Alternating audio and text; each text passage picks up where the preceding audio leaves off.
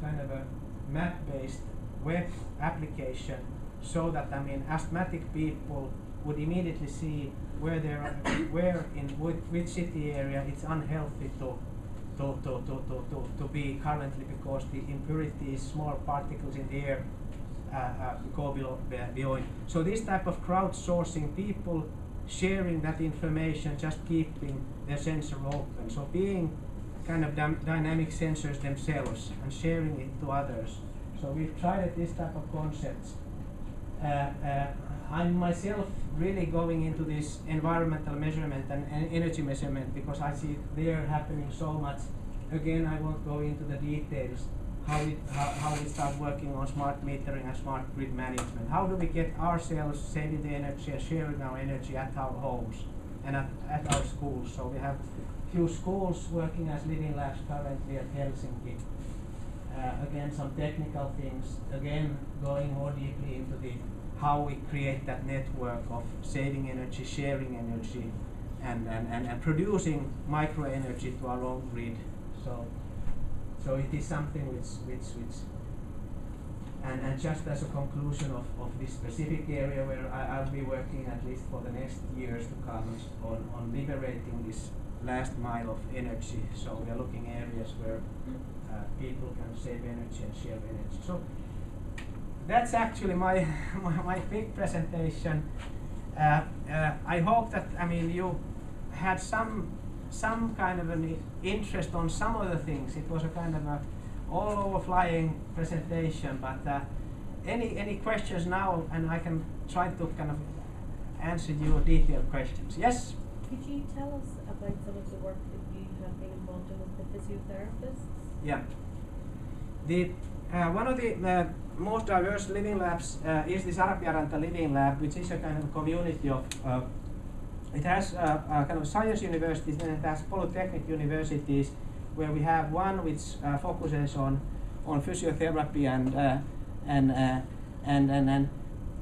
the city of Helsinki has put 3 different types of special housing projects into that living lab area, where we have the students and the researchers and for special needs. One of the houses is called the Last Sprint. It's a house of elderly population willing to self-manage their life up till the kind of grave end of their life, trying to create an environment where they can help themselves and call for peer help from their families. That's a great. That has a little bit less of this physiotherapeutic application from the locals, but then they have 2 different houses. One is the house of the, now I don't know the Latin name, but it is this disease. It's a muscular disease where you get it. There's more kind of boys get it than girls. It kind of you usually die between before 20. You're kind of yeah muscular dystrophy. That one. And then it's extremely expensive for the to the society for this treatment, because again, average you need 1 nurse per 1 patient for the last 7 years of their life. So what we did was that we created this house of the last approximately 7 years when they need hospitalized service into the kind of actual in the middle of that university campus of the Arpiaranta Living Lab, so that all the teaching equipment, all the therapy pools are the pools of that care center. So actually the education of the new students are around that institute of these disabled people. So by linking research, education, and direct help, the city itself could reduce 30% of staff for a typical such institution. And the advantage for the students were that from the first year they could start working with real patients. And then they could also pull relevant research out of it. So truly mixing these roles of education, research, and true caring service was done in such physical environment that enabled close by physical facilities like the care pools and different equipment for treating these people. And then of course we watched very much that the children really liked the whole that it wasn't kind of intrusive and the kind of, let's say, that the parents and the patients really liked it. There's also another house which was created by the parents. They are more generically disabled.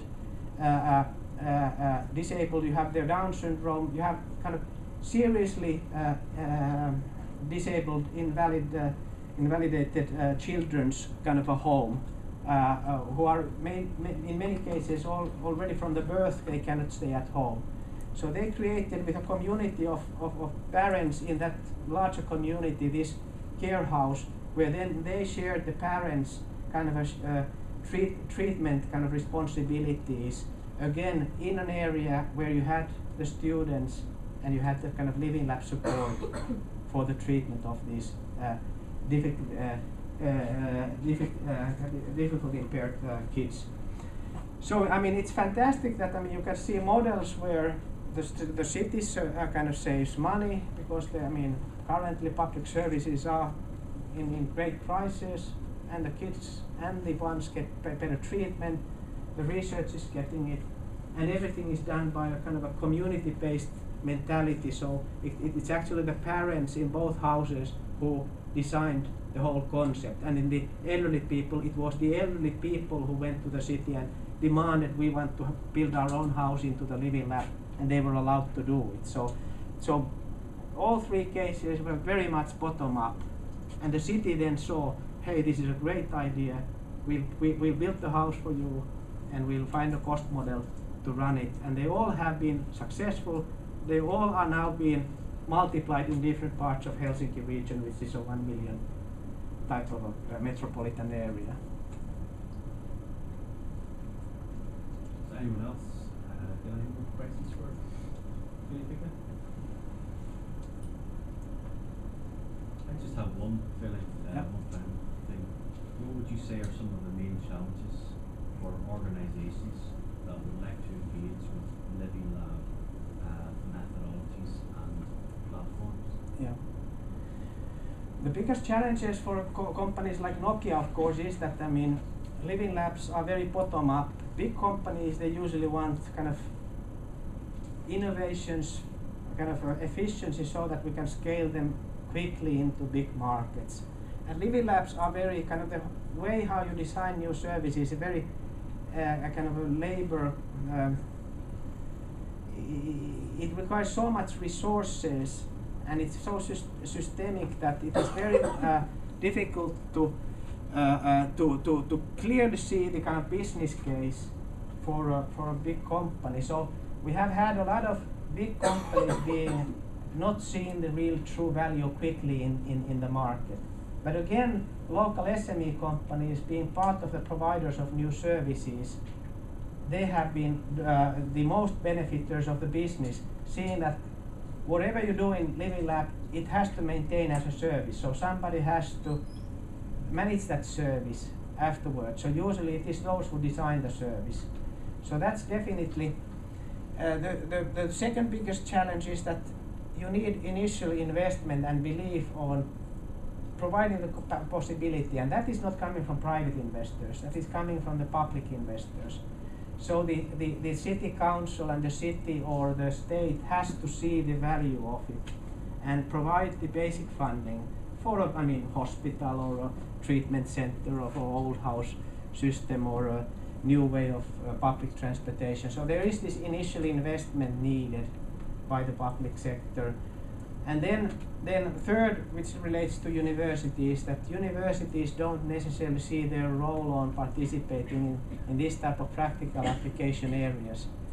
To my kind of disappointment, I have much more difficulties with research-centric universities compared to the pragmatic, in Finland we call them kind of a Fachhochschule, the polytechnics and practical universities.